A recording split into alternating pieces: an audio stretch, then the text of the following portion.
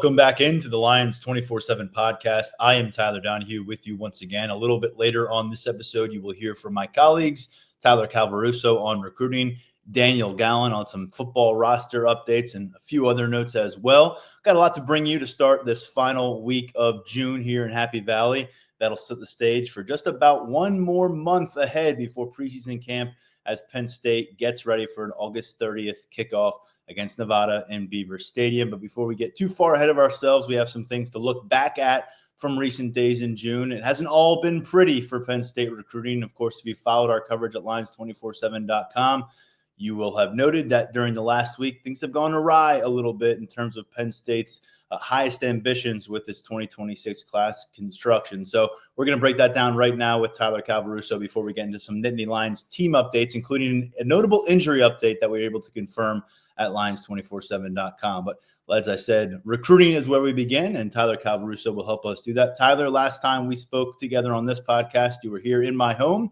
We were coming off of a camp scene on Wednesday, and Luke Wafel had just announced his commitment, not coming to Penn State. His older brother, Owen, of course, is a defensive tackle, a redshirt freshman who transferred from Michigan. We touched on a lot of that, but you also prefaced the conversation last episode that things could get a little bit more uncomfortable, and they did. Joey O'Brien, Kari Adams, both announcing commitments, neither of them heading to Happy Valley. Adams, a top 50 cornerback. Penn State had been among his favorites for a long time.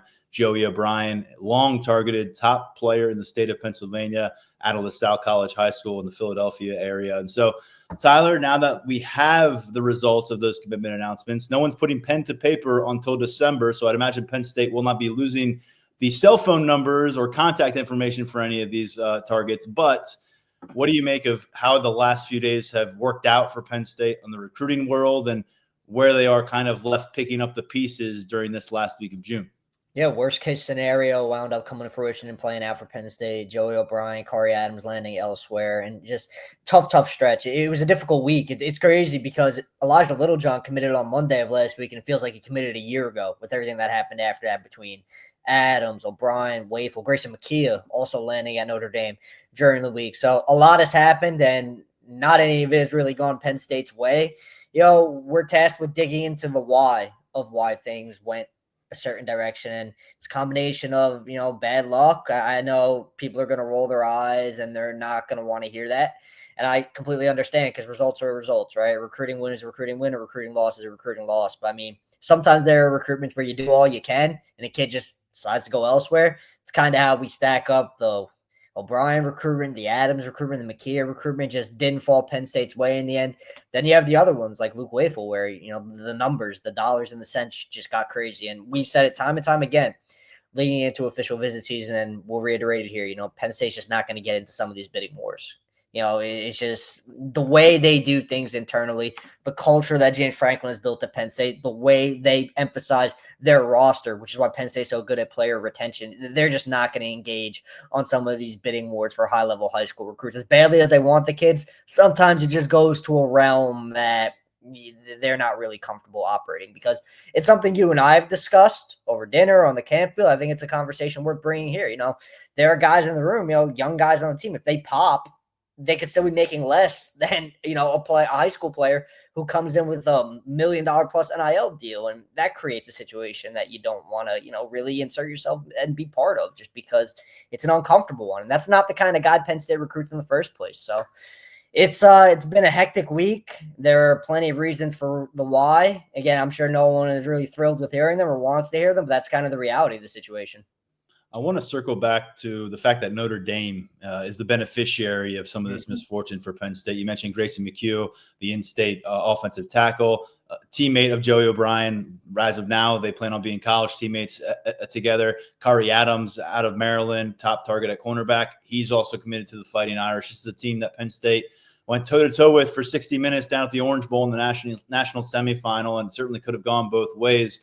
What do you make of Notre Dame's role here and going head-to-head with Penn State and coming away with those victories, and maybe why Penn State wasn't able to claim one or two or even three of those? Notre Dame, they've got some good ties to the Pennsylvania, Philly area on the staff. Carter Allman, I believe I said his last name correctly, director of recruiting there. He's got some Philly ties. He did a really good job with Joey O'Brien. Did a really good job just inserting himself into that recruitment, building the relationship, building a really strong bond. Corey Adams, Mike Mickens did a really good job. Notre Dame's DB's coach did a really good job recruiting him.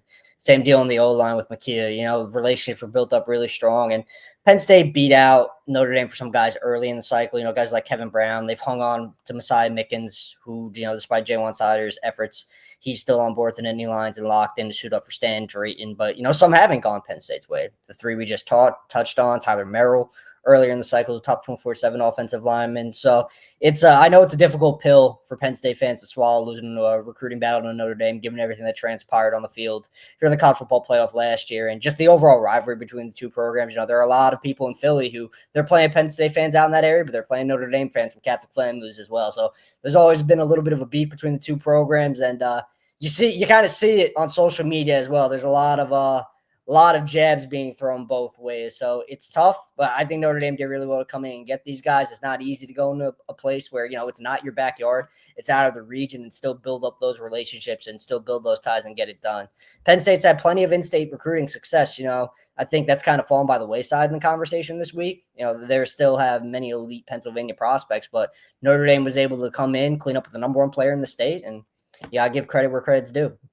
You look at Notre Dame's class, also has 20 commitments like Penn State. They're ranked third in the country. Penn State ranked eighth. The number one class right now in 24/7 sports rankings, USC, they've got 30 commitments already on board here in June. That includes Luke Wayful, a top 24/7 edge rusher who Penn State was very much involved in. Before we move on from some of the bad news here for Penn State, out of all those players we just mentioned who have been priority targets for several months and in some cases multiple years, who have committed elsewhere here in June, who do you think is the most potential for Penn State to ultimately circle back with and maybe pull off an Andrew Olish type move where they were able to bring in one of the country's top tight ends last December after he had a commitment in place with the Michigan Wolverines? For me, it's probably Joey O'Brien, just, in-state kid. You get the chance to get him back to campus a little bit easier than some of his other suitors. I know Oregon also made a really strong push at Joey O'Brien at the end. Oregon probably finished – I think Oregon has a strong case to have finished second for Joey O'Brien. So Penn State is going to have to get over that hump as well if they want to, continue to push for a flip. And I think Notre Dame has a good chance to hang on to him. But of those guys, best chance to circle back for me would be O'Brien because, again, James Franklin always wants to keep the top player in Pennsylvania. There are good relationships with O'Brien in place in State College, stemming back from the really year-plus recruitment. It was a long-winded process, and Penn State did build up some good relationships over that time. And it's just an easier trip for him to get back to campus. So I don't expect the Nittany Lions to go away. I really don't expect any of O'Brien's other suitors to go away if we're just being completely honest and assessing the situation from a wider scope. I don't think anyone's going to go away with O'Brien until he signs. So Notre Dame's going to have a fight on its hands until the end, and I think Penn State will really fight that fight for as long as it can. When we look at this class right now, Tyler, you've talked about that number 30, maybe reaching that. So it could be 2/3 of the way through. This official visit window that we spent so much time discussing in the last month has shut. We've got some top targets who have made their moves, not coming to Happy Valley. And so it's a bit of a transitional period on the recruiting calendar right now, this final week of June, heading into what should be a quieter than normal July across the college football world. And so when you review what Penn State has accomplished and also failed to accomplish at this stage of the cycle, how do you kind of reset things right now? So right now, moving forward, you got to look at what lies ahead. There's still plenty of quality targets left on the board. So there is bounce back potential here. There's an opportunity for the staff to rebound and still finish this class on a high note. Guys like Marlon Bright, who's going to announce July 5th. He's a top offensive tackle target who has been around State College a lot following his early June official visit, and Penn State's looking really good that one. They're still in it with guys like Tyson Harley, the edge rusher from Gonzaga in Washington, D.C., Jackson Ford, top 24/7 edge rusher from Malvern Prep, so right in your backyard, Damari Simeon, guys like that. And so there is still the opportunity for this staff to answer back and land top of the board targets. It's been a difficult week, and there are a lot of people in the Penn State fan base that are down right now. They're very pessimistic about the stature of the class moving forward, what Penn State is going to be able to accomplish on their trail for the rest of the cycle. And there's still plenty of opportunities for this staff to go out and close. So we're just really keeping a close eye on some of these guys who have commitment announcements coming up, because really those guys and the way they decide to take their recruitment, that's going to be the answer when it comes to Penn State's ability to respond. If the Nittany Lions are able to close on some of these guys, you got a pretty resounding answer from the staff from a week where you lost a bunch of your top targets. And if you're in the doom and gloom crowd right now and listening or watching this podcast, look, I get it. I've covered this team for 9 cycles. There's ups and downs. But maybe review some of those camp highlights that we put up of guys like Jasir Rogers, Davion Brown, Troy Hune, different running backs in this mix. There are a lot of key pieces. And let me mention Kevin Brown again, because to me, he is the most impressive figure that they have committed, period, right now. But we have had a chance to watch a lot of the guys who are committed to this class and who do intend to sign in December and enroll this winter. And they have a lot of pieces. And so I think right now there's a lot of fixation on what they didn't acquire this summer. And that's understandable. And it's what have you done for me lately kind of industry in college football recruiting. But as you said, we've got several months ahead. Penn State is being discussed as a potential number 1 team in the nation. And so there should be buzzy opportunities for the Nittany Lions to cash in and convert. And Tyler, when we look at upcoming announcements, you talked about one, Marlon Bright, an offensive tackle prospect that Penn State's been apparently sitting pretty with for quite some time. He keeps coming back to campus, and maybe he officially jumps on board here in a matter of weeks. But you've mentioned a few other names there, and I know that 2 of those defensive linemen have commitment dates up on the board. What are we looking at in terms of upcoming decision dates that could send this class in one direction or the next? Yeah, DeMar Simeon, really just a top defensive tackle target for Deion Barnes for an extended period of time. He's be going off the board on Friday, June 27th. It's coming down to Michigan, Penn State, Ohio State, and Texas. For Simeon, I felt that it's a Penn State-Ohio State battle for a while. I think this one's still working itself out. Simeon's coming off an official visit with the Buckeyes. Ohio State, we saw them, they were highly competitive in Luke Wafel's recruitment on the NIL front. They'll have the ability to do so again with Simeon. I don't think they're going to go to that level that they did to try and get Luke Wafel, but they could still be competitive on that front. Penn State, both programs really, really wanted to add Simeon to their class. He's been a top priority target for both coaching staff for a while, and I think it's going to come down to those 2 programs when it's all said and done. Jackson Ford, he could go Friday. It's potential he could go Sunday, or it could go a little bit after that based on some of the feedback that we've been picking up on. And really kind of the opposite of Simeon's recruitment. It's not Penn State, Ohio State. It's sounding like Penn State or Michigan for Ford. I still, in asking around, I still give Penn State a slight edge there over Michigan, but we'll see because I believe conversations are still ongoing. Doesn't sound like that one is quite done yet either. One in-state guy, one South Jersey guy, Simeon out of St. Augustine Prep down in southern New Jersey. Top 200 overall guy in the composite. Really good player, top 10 player out of the Garden State. And you mentioned Jackson Ford. He's out of Malvern Prep, so we're talking more about the backyard here, as it were, for Penn State. I know it's a couple hours away, but this is somebody who's been on their radar a long time. He's a top 24/7 prospect. Number 5 player in the state of Pennsylvania, which I think right now, with a couple of guys recently coming off the board, makes him the top ranked uncommitted prospect in the 2026 Pennsylvania class. So when we look toward Ford from a positional standpoint, we've got him at 6'4", 240 pounds, and rated as the number 15 athlete nationally. And so where does he kind of project if Penn State is the pick? And like you said, it could come in the next week. Yeah, he's a top target on the edge for Deion Barnes. That's where I think his strengths will play best at the next level. He's a dynamic athlete. He's played a bunch of tight end for Malvern Prep, but he'd be on the edge, and I don't think he's one of those guys who are growing into an interior role there either. I think he's best suited as a pass rusher at the next level, and that's where Penn State and every other program really is prioritizing him. Mentioned earlier that official visits in June are done. First off, huge tip of the cap to you. And I know Brian Doan does a lot of work on our end as well. But day by day, week by week, you had our listeners and our readers informed on who was coming, who wasn't coming, why it mattered. And then as soon as they left campus, it seemed like you had a lot of that feedback ready to roll. And we appreciated that. Now that we've come to the finish line of this span of the calendar, first off, I hope you can catch up on some rest. Secondarily, though, what do we need to know about the final weekend? What is the name coming out of last weekend that we've got to put at the forefront? It's Pierce Peterson, 4-star tight end out of Minnesota. It's coming down to Minnesota and Penn State in this recruitment. Decision sounds like it could be coming soon. For Penn State, the biggest thing with Peterson over the weekend was really selling the family on State College being a place where Peterson could not just grow as a player, but be taken care of off the field as well. Because, I mean, it's far away from home, man. It's not, we've touched on it. It's not easy to go to Minnesota and pry an in-state kid out of there. And it's not easy for a kid really in the thick of Minnesota to stray far away from home and call a place like Penn State his home for the next 3-4 years, 5 years, depending on how things play out. So a lot of the official visits centered around Peterson has already been really sold on his potential on-field fit at tight end for Penn State. Minnesota, on the other hand, is recruiting him more as a linebacker. So there's definitely another dynamic at play in this recruitment in that regard. But really the emphasis of the official visit was selling the family as much as selling Peterson. And Penn State liked what it accomplished on that front. It still sounds like Minnesota has a lot of juice with Peterson. So this is another recruitment where we know nothing's done yet. No decision been made. No staffs have been informed of anything. So it's coming down to the final days. Peterson has a lot to think about coming out of his Penn State with the Penn State official visit. I'll start this by saying that you're right. Minnesota has a really strong track record under PJ Fleck of keeping some in-state priorities home. That's the number one kid in the state committed yesterday. Roman yeah, they've done a nice job with that over the years. And so, yeah, it's not just it's more of a dogfight than it might look at the surface of Minnesota and Penn State. But I have a question, and I know a lot of people on our board have asked this. Minnesota linebacker, Penn State tight end. Look, I can, the last, 4 or 5 starters at tight end for Penn State at tight end were drafted to the NFL. They're all still playing professionally.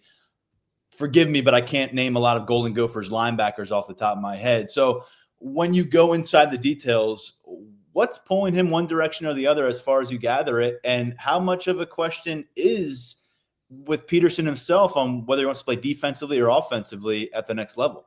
He seems equally open to either and asking around, which kind of surprises me because you see situations like this. Oftentimes the kid has a pull one way or the other. He really truly desires one position over the other. It doesn't seem like that's really the case here. It seems like if he lands at tight end, he lands at tight end. If he goes to Minnesota, plays linebacker, he'll be comfortable doing that as well. I think, when asking around early, tight end might have maybe just a little bit more pull, but I think the bigger thing is the geography here and the decision of leaving Minnesota, leaving home versus going far away from home and, playing away from your family. I think that's the biggest thing weighing in this decision. That's why it's coming down to the wire, because those conversations are being had. The pros and cons of those options are being weighed, and it's a crucial decision for him on multiple fronts, positionally and just, distance-wise from home. It's going to depend on that, I think. Now, my understanding is, and Alan True from our 24/7 sports recruiting team had some reporting here, there is no firm commitment date in place for Peterson, right? No, not yet. Okay, so he's coming out of these visits. Yeah. He's taking some time to consider things, and maybe this is one of those announcements that pops up at any point now. Maybe it stretches into July. But how pivotal, I guess, is Peterson's presence on the tight end board for Penn State? It's a position that they haven't yet addressed in the 2026 cycle. It's also a position that they can afford to be extremely picky, considering the blue chip talent they've accrued there, considering the national net they're able to cast every single cycle. But how could things change if Peterson ultimately doesn't see himself as a Penn State tight end?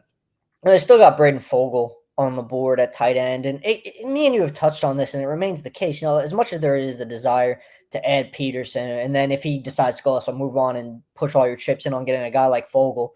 If you don't get a tight end this cycle, or if things don't come together with some of your top guys at the position, it's not the end of the world because you signed 3 at the position in 25, and Andrew Olish, Brian Kordovich, and Matt Henderson. And Penn State loves all 3 of those guys. So it's a different kind of cycle for Penn State at tight end. They will love to close on Peterson, no doubt about it. He's number 1 on Ty Howell's board. The overall athletic upside and profile really, really appeals to the Penn State staff, and also the fact that he probably need a year or 2 to be ready to go, so he could develop a little bit in the shadows behind guys like that, behind guys like Andrew Rappia and Luke Reynolds and Khalil Dinkins as well. So he doesn't have to be rushed into the fold. So he's kind of an ideal fit in this class in a couple different ways. That being said, if he decides he wants to stay in Minnesota, if Braden Fogel decides Georgia or LSU is a better fit for him, Penn State will continue to search at the position, and we'll see what they can do.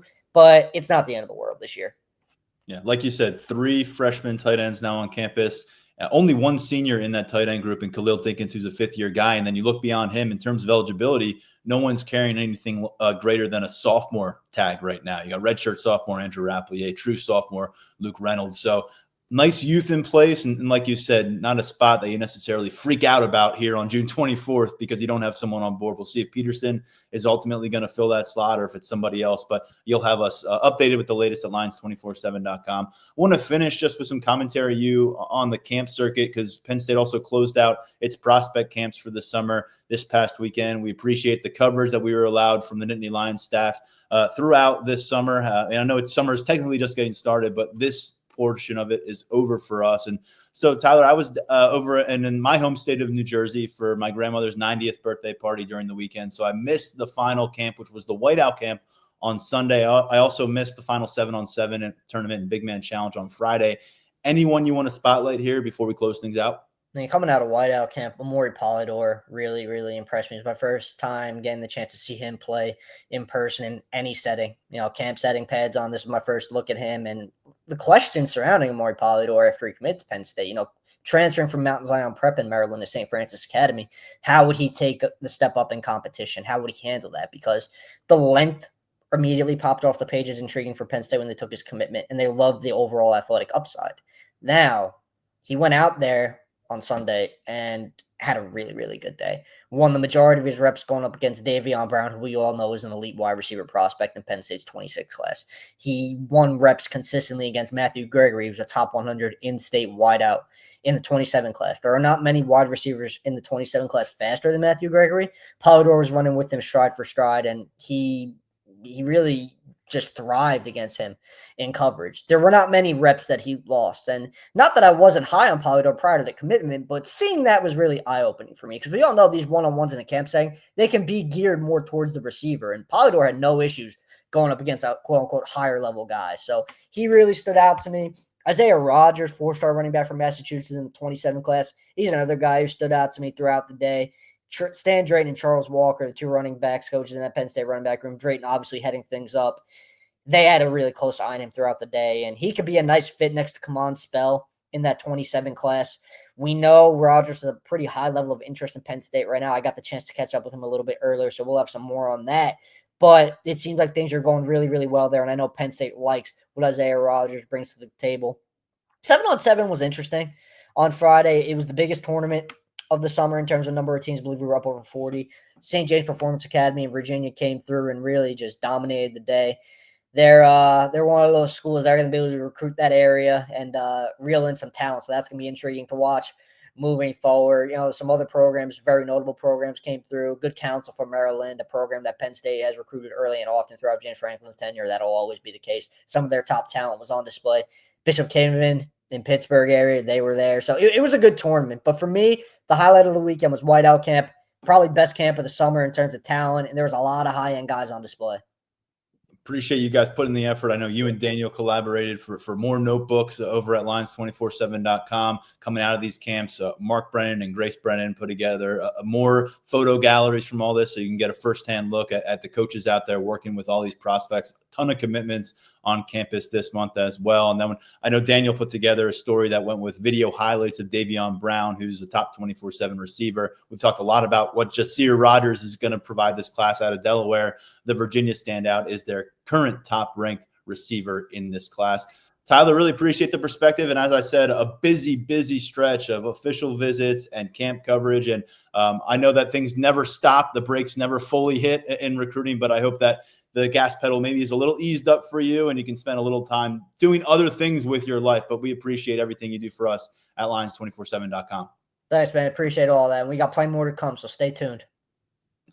All right, let's get into it now with Daniel Gallen, my other colleague at Lions247.com. And after a big dose of recruiting coverage there, we're going to talk about Penn State's current roster. We got a few topics to dive into. But first off, Daniel, welcome back to the show. Yeah, thanks for having me today, Tyler. Like Tyler just finished saying, we had a big weekend of 7-on-7 and camp work, and now it's kind of on to the next thing. Big Ten Media Days is in less than a month. We're getting closer and closer to the season. Summer's really flying by right now. And today, I believe it was countdown number 67 days on the countdown at our site. If you have not been following since 100.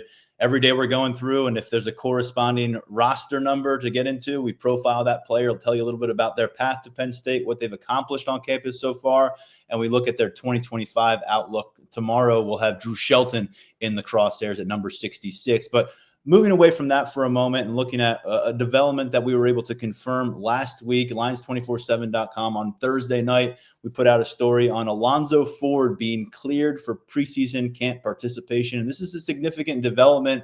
Daniel, you know well that this is a guy that they project to be a top 3 defensive tackle going into August, along with Xavier Gilliam and Zane Durant. There's going to be a lot of competition in that room, but Alonzo Ford has well over 1,000 career snaps under his belt. He was a 2-year starter at Old Dominion before making the move to Happy Valley in 2023, missed the entire 23 season because of an injury, and was a really central component through 11 games last year of that defensive tackle plan. Played a lot of ball, and his availability and his ability to come off and knock off some of that rust gave Tom Allen and Deion Barnes a lot of opportunity in that defensive tackle room. Hakeem Beeman's moved on. Devontae Thomas has moved on. We know Keziah Izzard has moved on too. So all of a sudden, this name, Alonzo Ford, starts to become a little bit more important. And the fact that we now know he's going to be ready to roll early August, come the pads on, that's significant. And I think that can probably quell some of the concern that people may have had about the defensive tackle competition and where it's going to be with about 3 or 4 weeks to spare before kickoff. Yeah, it's definitely a reassuring development to know that you're going to have Alonzo Ford out there for the start of camp, and then projecting forward, you can kind of assume that he will be ready, for week 1 against Nevada. We talked about it, I think, last week when we were going over the starters that Penn State needs to replace, and this defensive line, that first line of the depth chart across the board is really solid, and then underneath that, when you get into lines 2 and 3 and 4. That's when the question marks really start to pop up. But I think we both came away from that discussion feeling really good about what Penn State has in this defensive tackle room beyond Alonzo Ford and Zane Durant at the top. At the same time, though, you're still going to need guys to step up. And I think having Alonzo Ford back, someone who's played at a high level, played a lot of football, is a proven commodity. It means that you can bring these younger guys along at maybe a little bit of their own pace.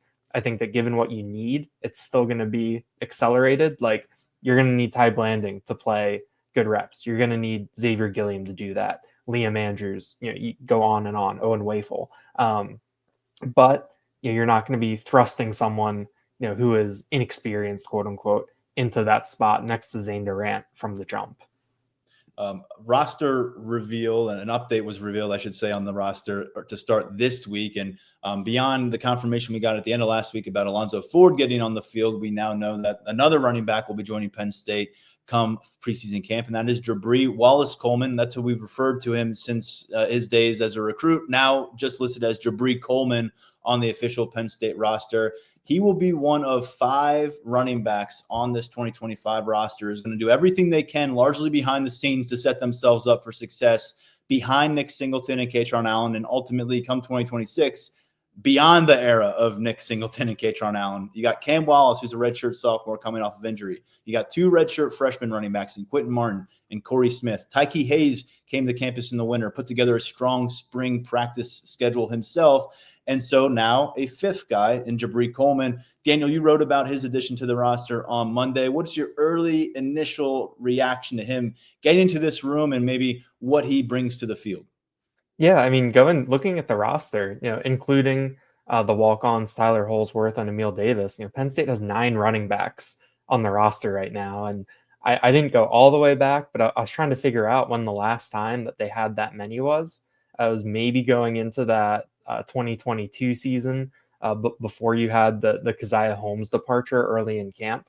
But it's just a lot of bodies for Stan Drayton to work at. But that's a position where, given the nature of it, the fact that multiple guys can play over the course of a game, and we know the physical toll that it takes, and also you're trying to get these guys into the NFL and have them be fresh when they get there so they can maximize their earning value.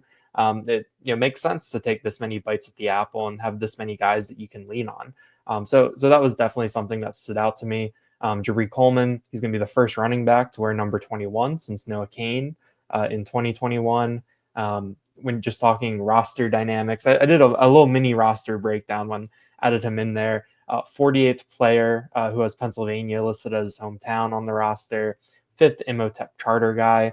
I think when you talk about Penn State recruiting Philadelphia, Imhotep is a marquee program down there. And I think there was a little bit of a drought, but now you're starting to see more of those guys onto the roster, and Coleman is the latest, joining some of his former classmates. So, I think that overall, we'll see what he looks like when he gets onto the field and he has to stand next to Nick Singleton, stand next to Katron Allen. 6 foot, 209 pounds sounds like a good start. But you got to have that point of reference, I think, to really begin to project things forward. So, Penn State has one more player to add to its roster from the class of 2025. That is the edge rusher Daniel Jennings, who reclassified, and pretty soon we'll have, I guess, the full deck of what Penn State is going to be working with on their 2025 roster. Jabri Coleman, when you look across the region, he was one of the earlier running backs to know in this 2025 recruiting cycle. He ended up committing to Georgia as an underclassman way back in 2022, spent significant time committed to the Bulldogs. He didn't decommit from them until December of 2023, ultimately landing with Penn State. Last 3 seasons at Imhotep went over 1,000 rushing yards, and it's still hard for me to pencil him in above any of the guys we just mentioned who've been on campus. And I know Cam Wallace is still maybe knocking off some rust from that injury, but the work that he put in through his first couple of years on campus, there's a lot of guys with head starts over Jabri Coleman, but this is going to be a fun position group to follow, not just in 2025 and what's happening beyond those 2 proven senior stars, but there's going to be a hell of a competition, and a competition that we haven't really seen in this unit in a few years next year. And we'll see if Jabri Coleman can lay some claim to that early on with Stan Drayton and company. Daniel, just generally looking at some of those roster updates, I know you've had a piece on Monday over at Lions247.com breaking down some of the things that stood out to us. And a lot of that is always this time of year going to be development physically. Where have guys kind of gone since we saw them last season? Where have guys gone since they enrolled on campus? And so work your way in whatever direction you'd like, Daniel. Where did your eyes kind of raise when you saw some of these measurements? Yeah, I think the one place that I always like to start is looking at the tight ends.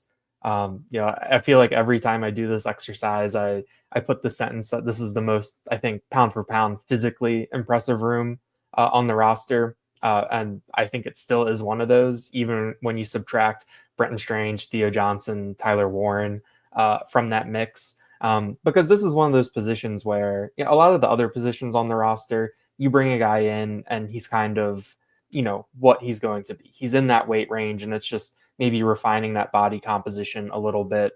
Obviously, the notable exceptions are probably some of these defensive ends, some of these offensive tackles. But the way that Penn State recruits these some of these tight ends is that they're the big wide receiver, then they have to come in, bulk up, learn the position. So it's always really interesting to see, how that is going along. I think Matt Henderson, when he was the freshman, when he was added to the roster in May, he was listed at 216 pounds. He's up to 230 now. He fits that bill as one of those bigger kind of wide receivers who is going to need to bulk up, going to have to change his body composition, really learn that position. Brian Kordovich, the other freshman tight end, he enrolled early. We got to look at him out at the 7-on-7 fields on Friday because his high school, Villa Angela St. Joseph from Cleveland, was out competing. And him standing next to some of these, I guess, underclassmen high schoolers, like, he is a very large dude. He's up to 243 pounds. He was at 226 in March.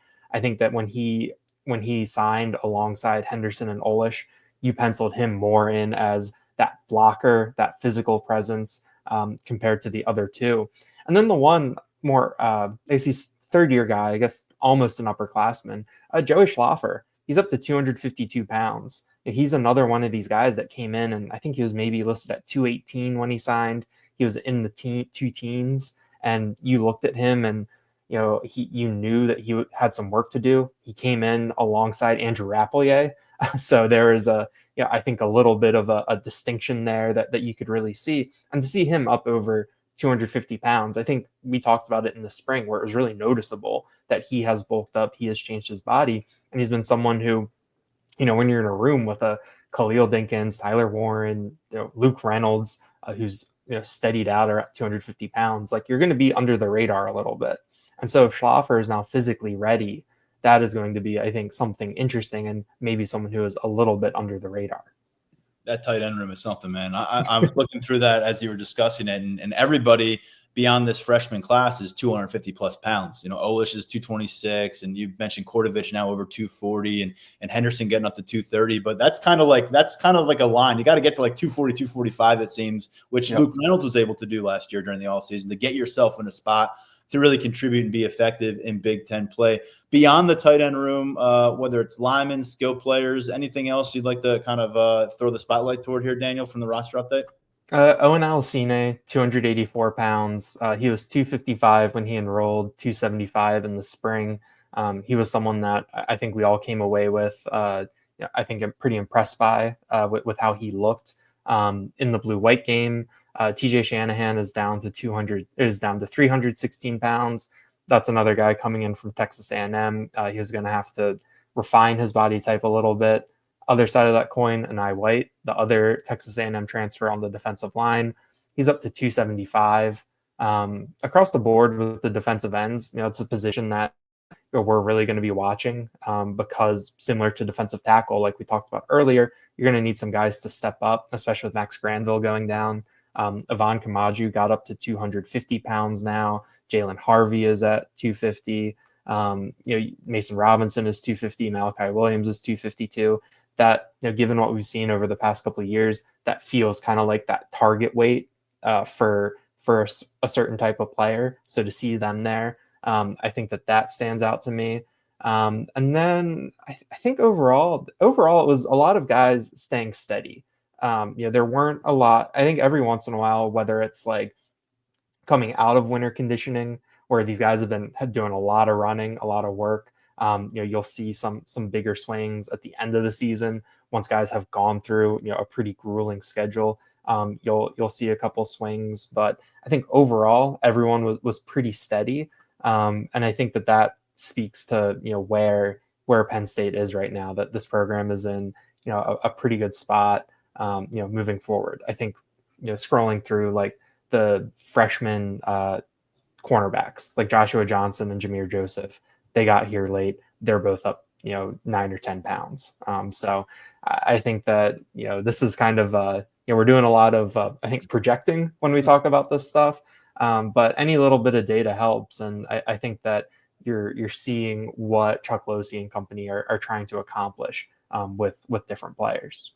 Love seeing Owen Alicine creep his way up toward that 300-pound mark. He's got it 290 first, but you mentioned being 255, 260 at some point. We saw him last year on the camp circuit, very thin upper body, but he's somebody that I think has really opened some eyes early on in his career at left tackle. It's going to be a fun position to follow beyond senior Drew Shelton, because you've got Egan Boyer, who's a redshirt freshman. You've got Alicine, and then the new 5-star on campus, Malachi Goodman, figures to work on the left side as well, according to Phil Troutwine.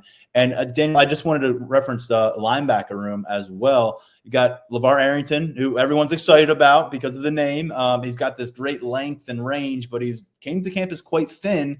He's now just about at 220 pounds. I think he was closer to 210 during the spring. And then I saw freshman Kobe Howard, wide receiver, who made a lot of noise. So much of the buzz about him is about short area quickness, the agility, but he's over 200 pounds. And so you've got to be able to be available. You've got to be able to take hits and dish them out in Big Ten action. So the freshman physically maybe working himself into a spot where they're going to need him to be this season. Daniel has a full breakdown of these roster updates from walk-ons to freshmen and everybody in between over at Lions247.com. We're going to close this episode on a non-football note because, Daniel, when you look at the history of Penn State basketball and the NBA draft, only 3 selections out of the school this century. Now, they've all come since 2018. Tony Carr in the second round back in 18, and then a couple of years back in the 23 draft, you had Jalen Pickett going early round 2, and then just about 15 picks later in round 2, Seth Lundy off the board. And so 2 years later, there's another name being bounced around quite a bit. The NBA draft begins Wednesday.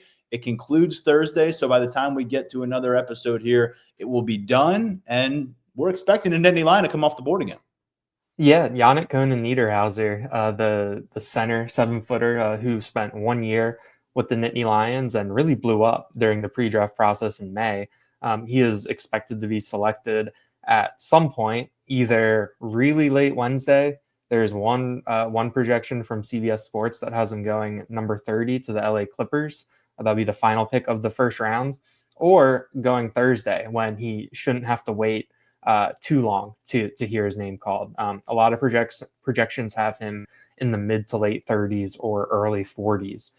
So yeah, Penn State's in position to have their third draft pick in the past 3 years. I think that talking to Mike Rhodes, I sat down with Brent Scott, who's the big man coach, earlier this month to talk about Yannick Koenen-Niederhauser. I think they knew that he had this NBA potential within him. I don't think they expected it to really manifest this quickly in the way that it did. But, they said that it's great. Like anytime that you can put a player into the NBA, especially from a program that isn't necessarily known for it, it's a real benefit. So it's going to be an interesting night, late Wednesday into the early stages of Thursday, how things are shaking out, how the board is falling. I've got a couple follow-ups for you on Yannick. And by the way, projected in ESPN's mock draft that I looked at this morning, I sent Daniel the link, number 35 to the Philadelphia 76ers. So keep him in the line of sight for a lot of Penn State fans who also follow Philadelphia.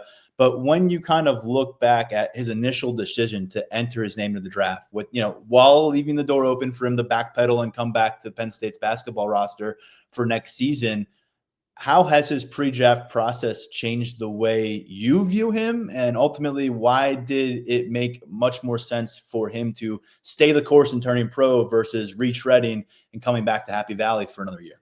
Yeah, I think from my perspective, I wasn't necessarily surprised that he blew up the way that he did, because we saw little glimpses of it over the course of the year in terms of the type of athleticism that he had, his ability to make plays. There were a couple of games this year, I think about the season finale against Wisconsin, I think, where he was definitely the best player on the floor. Maybe it wasn't necessarily consistent, but you saw the ceiling, you saw the glimpses of things and the potential. There were areas that he needed to work on. I think that was something that he talked about even at the end of last year. He wanted to improve his outside shot. Mike Rhodes talked about that too. But it's the type of thing where you look at the numbers, like he's a true 7-footer. That was really the first thing that stood out to us when he arrived on campus last year, is seeing him and being like, oh, that is a real 7 foot. That's not 6'9". And then he just tested off the charts during the combine work. So when you put that together, I think that there's a lot of, NBA teams. It's kind of like what we talk about with some of these quarterbacks in the NFL draft, where they don't necessarily have these stats, but then they show up with these measurables, and people fall in love with that and they think, okay, we'll get him up, we can develop him. I think that there's something similar with Koenen-Niederhauser, where the way that he's projected a second round pick, the expectation isn't there for him to contribute right away. He's going to need some refinement, he's going to need some development. But I think overall, I was a little bit surprised that he ended up staying in the draft. But I think that that's a product of it becoming definite that he was going to go in the draft. When he informed Mike Rhodes and the staff that he was going to stay, he had just finished a workout for an NBA team and then drove straight back to campus in State College to tell them in person, face to face, that he wasn't going to come back. So I think that is maybe a little glimpse into where his mindset is, what his expectations are for hearing his name called. Another thing, I think he's 22. I think he turns 23 pretty soon. And so in terms of NBA basketball ages, for a rookie, it's a little bit on the older side, even with the one and done rule. So when you talk about developmental clock, he's someone who's a little bit further along. And then the final thing that I always fall back on with some of these draft decisions is that a lot of guys, like their dream is to play in the professional league. Their dream is to get drafted. It's not necessarily to be, a fourth year guy playing basketball in the Big Ten, playing a road game in Iowa City on a Friday night in February. For certain players, that's not necessarily the dream. And I think that Koenen-Niederhauser was someone who had, professional expectations when he arrived, in the United States and over the course of this year. So if you have the chance to realize it, go for it. spin this forward a little bit to finish, Daniel, because a couple years ago when Penn State produces 2 draft picks, they do so while undergoing a coaching change. Those are Micah Shrewsbury's guys. They just come off a tournament run. They get picked. Now, a lot of people are kind of down on Penn State basketball right now, considering how year 2 of the Rhodes era went, considering they did lose Yannick to the NBA draft. But can his presence and his expected draft pick do something for this staff in terms of selling their vision, selling the vision to transfer players like he was in that shape, like he was in that spot a year ago? Is there something aside from a huge loss in the middle of your lineup that can be gained from Yannick turning pro? Yeah, definitely. I think that the fact that you're Penn State and you're producing an NBA player, that is something that really stands out. And I think that also Penn State really has something to sell big men. When I talked to Brent Scott earlier this month for a story that should be up before the draft, I asked him about it because last year, Qudus Wahab comes in as a fifth-year senior, someone who had really been through the ringer at Maryland and Georgetown, and there weren't necessarily high expectations for him. I didn't have high expectations for him, but by the end of the year, you saw a player who was markedly better. And that's not necessarily something that you anticipate from a fifth-year guy who has played a lot of basketball, done a lot of things. And so I think you couple that with Yannick coming in, being a guy coming up from the MAC where he didn't do much, and then turning him into the Big Ten blocks leader, all Big Ten honorable mention, and now an early second-round NBA draft pick. I think you've got proof of concept to show big men that, hey, come in, get coached by Brent Scott. He'll help you along. He was a star at Rice in the 90s, played a little bit professionally in the NBA, had a long international career, someone who knows what he's talking about. I think that you're starting to see that, okay, you can come here and play. And then, Wahab is in Greece right now, and I think he had a really nice year. He's making money over there. I think that if you're Penn State, you're showing that, from the big man perspective, come in, play for us, and then you can make money. You can go pro, whether that's in the NBA or, in Europe or elsewhere around the world with all the basketball leagues that are out there. So I think that this is a benefit for Penn State right now, something you can show recruits, show transfers. Obviously, when we get to the games in November, there's going to be some work to be done. I think that work has started now in terms of summer workouts, but you'll be seeing, something, from Penn State, and this is something that they can really show people.